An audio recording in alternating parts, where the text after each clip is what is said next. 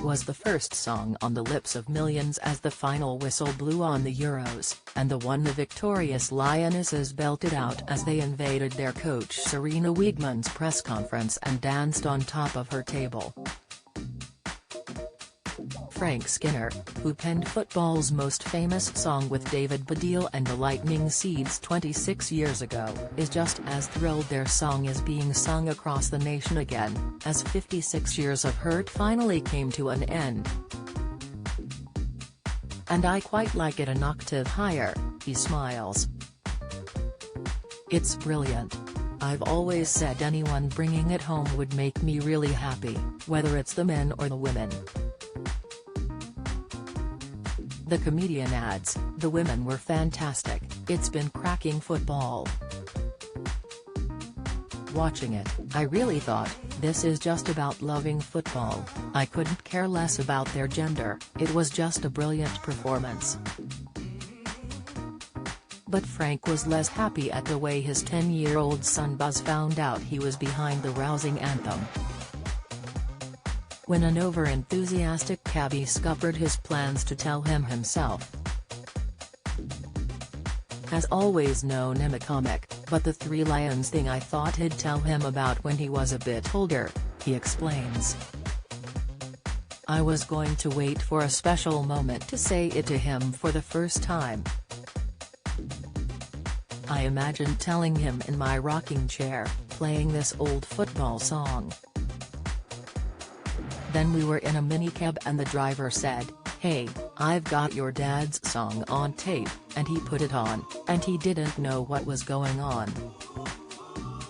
The unexpected revelation did send his dad soaring in Buzz's estimations. "I've been at an England game with him when the crowds have all been singing it, and Hess waving his flag and singing," says Frank. "Every dad wants to occasionally be their son's hero, and that was amazing. He thinks I'm much more famous than I really am. But then I've been on the bus with him and has been singing the song, and people look at me like, you've taken this child and forced those words into him." Which is not true. Frank, 65, says there are benefits of being an older father. He says, "It's all worked out pretty well. People say, 'Have you found you've had to really grow up since you became a parent?' And I say, well, I spent the morning pretending to be a crocodile playing a guitar, so no. More comedians should try it. It's like endlessly having to come up with entertaining talk." Buzz, Frank's child with longtime partner Kath Mason, also appears to have inherited his dad's funny bone. "He does prop jokes," says Frank. "Recently he told me there was a leak in the toilet, so I went in there and he'd put an actual leak, the vegetable, in there." While he's proud of his son's humor, he reveals two things that disappoint him. Frank, a lifelong West Brom fan, says, Hess into his Tottenham Hotspur, which is a constant source of tension in the house. "This is what happens if you move to London, so I know I've brought it on myself." That also means he has not got his dad's Brummie accent. "There are words he says with a northern A, and I think he gets teased about that at school. But on one occasion I said to him, 'Nanny Sandra is coming this weekend,' and he said, 'I think you mean Nanny Sandra.'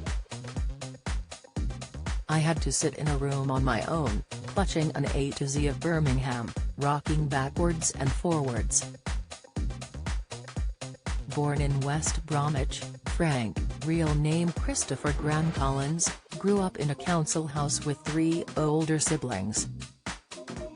He worked as an English lecturer at Hales Owen College until giving stand-up comedy a go.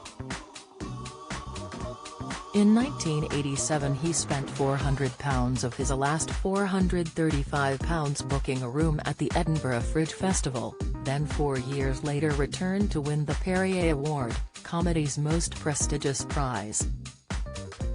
It turned him into one on TV's biggest stars, with his own chat show, which ran for 10 years on BBC One then ITV, and sitcoms.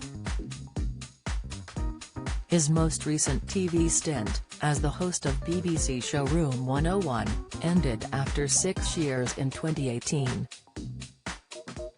Frank, who has a Saturday show on Absolute Radio, was preparing to return to the Edinburgh Fringe this year for a month-long residency. But sadly yesterday the run was cancelled. A statement read, "Due to a family health issue, Frank Skinner is unable to travel for the foreseeable future. This will disappoint his fans, and no doubt the comic himself, for whom the Scottish capital is special for other reasons. There's a place, Advocates Close, off the Royal Mile, where my son was conceived," he says. Do you enjoy reading about celebrities? Sign up for all the best celeb news from the Mirror here. I've photographed him standing in front of the sign. I can only explain it in vague terms, like, this is where the first part of you happened. I do think conception venues aren't celebrated enough, birthdays are so boring. The silver lining of getting old, though, is more funny material. Some of the stuff you know is going to happen, he says. I did a gig with Jack Whitehall and it done my back in. So he told me some really exciting anecdote about getting drunk and falling off a wall and hurting his back, and then he said, "What happened to you?" And I said, "Nothing. You get to an age when injuries don't come with an anecdote, they just come. I've found I can't bite into an apple without pressing down onto the top of my head. I don't have the jaw strength to do it unassisted. So it all becomes potential comedy material." Of all the highlights of the last 3 decades, it's clear It's Coming Home is one of his proudest. No doubt the anthem will get another resurgence during the Men's World Cup in Qatar later in the year. But despite its popularity, and being one of 3 songs to top the UK charts more than once, he says it won't be what pays bills in retirement. He says, "I'd be surprised if it made 6 figures. 3 Lions has been one of the least financially profitable things I've done. But obviously the joy of it has been incalculable." Do you have a story to sell? Get in touch with us at webcelebs@mirror.co.uk or call us direct 0207 29 33 033.